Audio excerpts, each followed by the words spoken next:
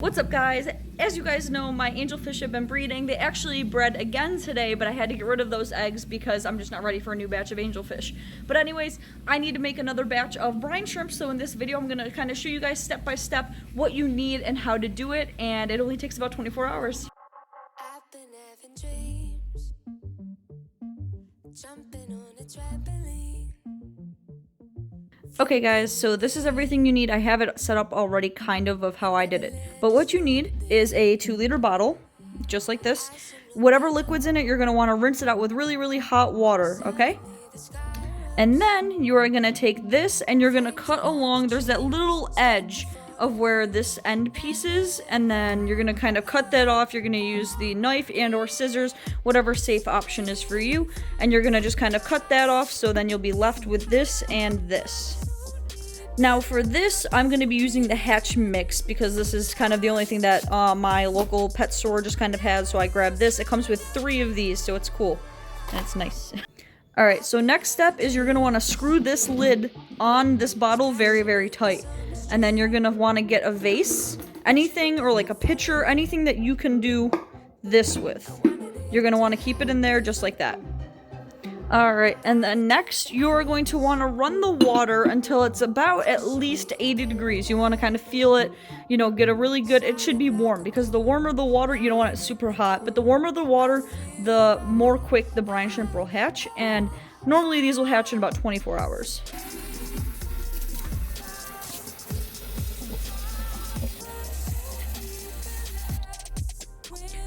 Okay, now, you will be adding in this. And then you want to make sure that the water is kind of like right up to here, not as close to that line, but you're going to be putting this in it like that.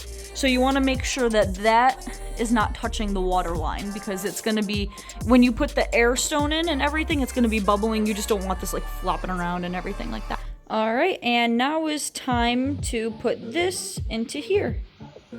Alright, so when you have this package open, as you can see, there is a bunch of salt in there, because brine shrimp are actually like, they like salt. But if you see all those really small brown dots in there, those are actually the eggs. So when you dump this in, just like that, you want to make sure that you shake it and you want to get all of the eggs out, because there's some little dust that will be sitting, and all of those are eggs. So you want to make sure you get all of them out of there. And then you'll plug in your air pump.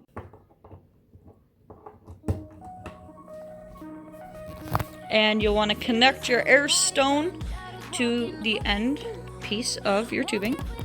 So I have all of that connected. Now I just like to mix it up a bit so all of that stuff goes around. So we're going to grab a spoon and just kind of mix it.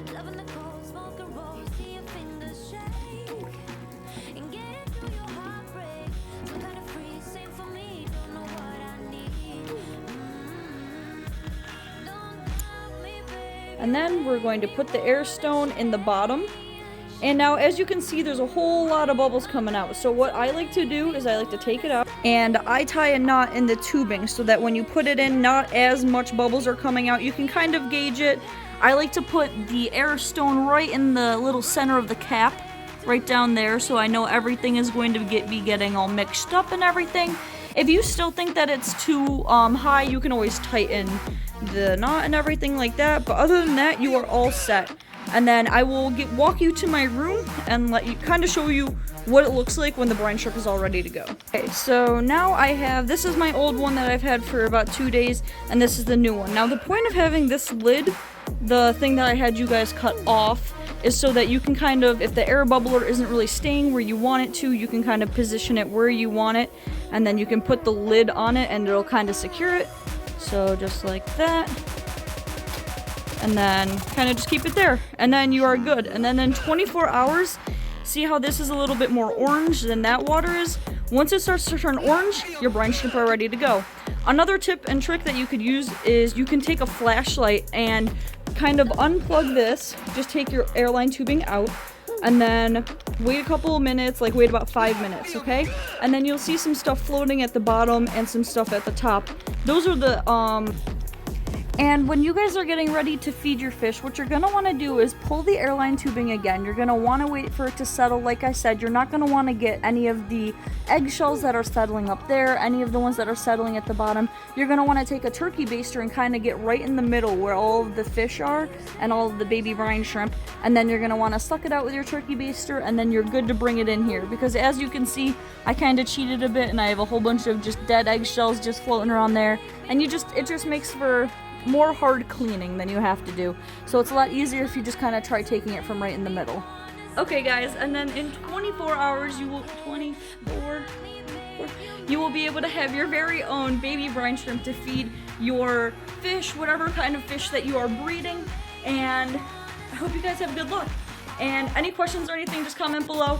Aquafunk is the one who told me and helped me how to do all this. Otherwise, I'd be sitting there Googling everything. So if you guys haven't checked out Aquafunk Aquatics, he breeds angels. So he has any angelfish breeding anything, ask him about it. But thank you guys for watching my video. I'll see you guys in my next one.